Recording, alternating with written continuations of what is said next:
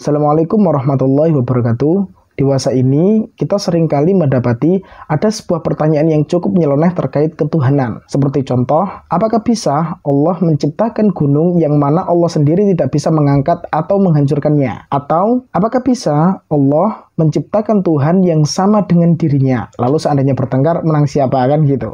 Sebelum kita uraikan masalah tersebut dalam sudut pandang agama, saya akan menjelaskan terlebih dahulu terkait alasan yang melatar belakangi munculnya pertanyaan-pertanyaan tersebut.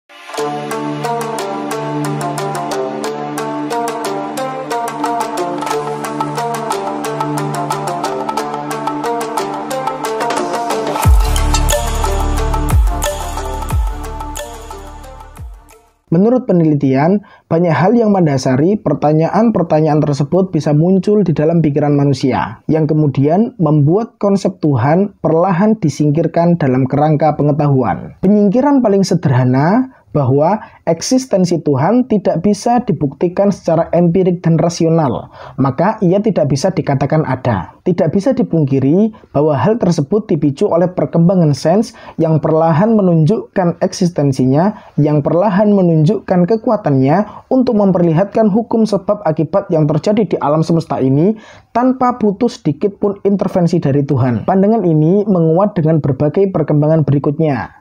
Seperti contoh teori positivisme yang dikemukakan oleh Auguste Comte, setelah itu teori evolusinya Darwin, hingga psikoanalisis yang dikemukakan oleh Sigmund Freud. Dari berbagai pandangan yang berkembang tersebut, semuanya mampu untuk mencoba mengembangkan penjelasan terkait segala fenomena dalam alur yang logis. Seperti contoh keadaan suatu masyarakat, fenomena budaya, setelah itu perkembangan spesies, munculnya penyakit, terjadinya bencana, hingga perasaan emosional manusia bisa dijelaskan dalam suatu hukum atau teori yang mampu dipertanggungjawabkan berdasarkan kaidah empirik rasional yang disepakati. Maka muncullah pertanyaan, jika semua mekanisme sebab dan akibat mampu dijelaskan dengan baik, kenapa masih butuh Tuhan? Dari sinilah muncul berbagai keraguan manusia terhadap eksistensi Tuhan. Pertanyaan maupun pernyataan yang sudah saya jelaskan di awal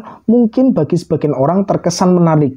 Namun bisa dipastikan bahwa hal tersebut sebenarnya adalah sebuah jebakan keimanan yang memang dari dulu sudah dilakukan oleh setan dan kawan-kawannya untuk membuat manusia tersesat dan meragukan Tuhannya. Baik teman-teman, mungkin dari sini saya akan mencoba menjelaskan atau menguraikan beberapa fenomena yang telah saya jelaskan di awal dalam sudut pandang agama. Di dalam kitab Ummul Barahin, karya Al-Imam Abi Abdillah Muhammad bin Yusuf bin Husain As-Sanusi, ada sebuah kisah yang cukup menarik tentang percakapannya Nabi Idris alaihissalam dengan iblis. Jadi, suatu ketika iblis menemui Nabi Idris alaihissalam dengan menyerupai sosok manusia, yang pada saat itu Nabi Idris alaihissalam sedang menjahit pakaiannya seraya berzikir subhanallah walhamdulillah di setiap memasukkan dan mengeluarkan jarum tersebut. Pada saat itu iblis datang kepada Nabi Idris alaihissalam dengan membawa cangkang telur dan bertanya kepada beliau, apakah Allah mampu memasukkan dunia ke dalam cangkang telur ini?